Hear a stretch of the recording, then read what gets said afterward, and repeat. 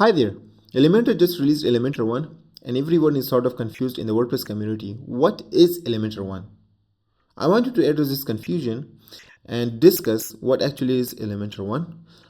Is this a new sort of service plugin, or what's the reality behind it? Why they introduced this whole thing? And at the same time, we will also discuss how it affects you, the good stuff, the changes, and what's the future for Elementor. So let's get started.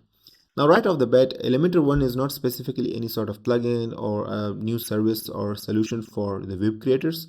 It's basically a subscription package that is combining all of the Elementor plugins and services into one simplified monthly or yearly package, and it is combining everything Elementor offers into one simple package. If you're not familiar with Elementors and what it offers, I'll show you their old pricing structure and how their products were marketed before. So I am accessing this page through archive machine. So here, if you see, this pricing structure was very different from what we have right now. So we had like these plans: $4.99, $6.99, $8, and then $33. So all of these plans were specifically for Elementor Page Builder, which is the, and then you also had this option of switching from 25 websites up to 1000 websites. So that was the standard way of doing things. Then they had also another pricing plan for WooCommerce. So there was some value added services for WooCommerce users if they wanted those. And apart from that, if you would go and read products menu, you could see that there are other services as well, such as Site Mailer, Image Optimizer, the Web Accessibility plugin, and maybe the, let's say, NG or Site Planner as well. So all of these different services and plugins are having their own set of pricing plans. So if a user would have to purchase one plugin and not the other one, they could do that. So Elementor thought, why not combine all of these different services and plugins into one simplified package and call it Elementor One. And it's a one specific subscription that you have to pay for, and you have to access all of these extra services without paying extra. So that's what Elementor One is. Now, what is being changed? Previously, you could individually purchase Elementor Pro subscription, and that too with different set of pricing plans, like one website, 1, 3, and then you can have the option of up to 25 and 1000. So now what happens is that the 1000 website pricing plan is gone. Right now what happens is that you have access to the same 1, 1, and 3 websites, and then you have again Elementor One subscription for one website only, and that too is to around $170 per year. But if it is being renewed, that would be $228 per year. So that's one thing.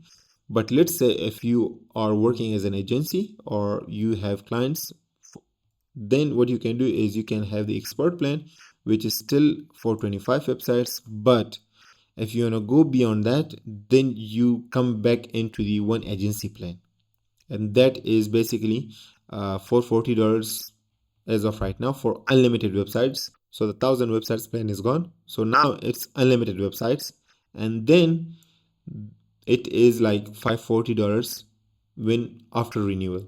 Now the good stuff is that if you're the type of person who was already using multiple Elementor services, such as, let's say, Site Mailer, the accessibility plugin, the image optimizer and everything, and you're paying for different plugins, so it's a good thing for you that you don't have to pay for all of these different plugins. Let's say you can see here the pricings are also mentioned.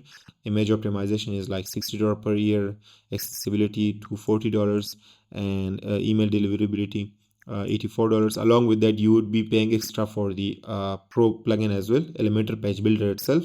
So all of that is packaged into one solution. So that's good for you if you are the type of user, and if you are planning to use all of these services, so Elementor One is sort of discount for you as well. But if you are not that sort of user and you are already okay with your agency or expert or any sort of plan, then nothing affects you. Your existing plan is going to remain the same.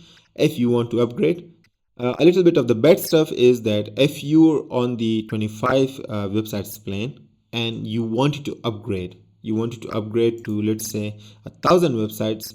So previously you could purchase, or go from the advanced to the agency plan easily. In fact, from the expert to the agency easily. But now, since the agency plan is gone, you don't have that option anymore. So what you can do is you can just go ahead and purchase Elementor One agency plan, and that would include, instead of 1,000 websites, you can have the access to unlimited websites. So that's a bummer. Now let's talk about the future. Elementor used to be this one specific page builder, and people knew Elementor from that. It's a page builder, it's a WordPress website page builder. Now what happens is that Elementor has evolved into, a complete suite of plugins and services for web creators, and that's why these changes are coming in.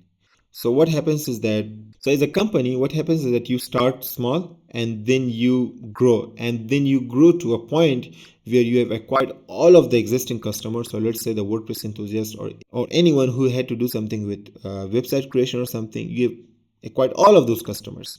And then you reach to a point where your goal is to expand further, and for that sort of expansion, Elementor is going to release all of these different sort of tools, and they are going to incorporate all of those into the Elementor One subscription.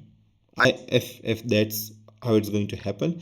But Elementor is going to keep on launching these different sort of tools.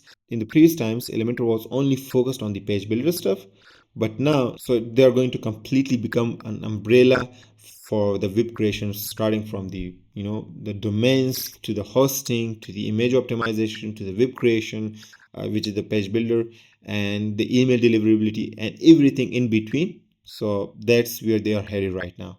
So if you still want to purchase any sort of Elementor plugin, or let's say even the new subscription, you can just use my affiliate link. It will just help me out. Other than that, I think that's enough. I'll see you in another video. Have a great day. Bye bye.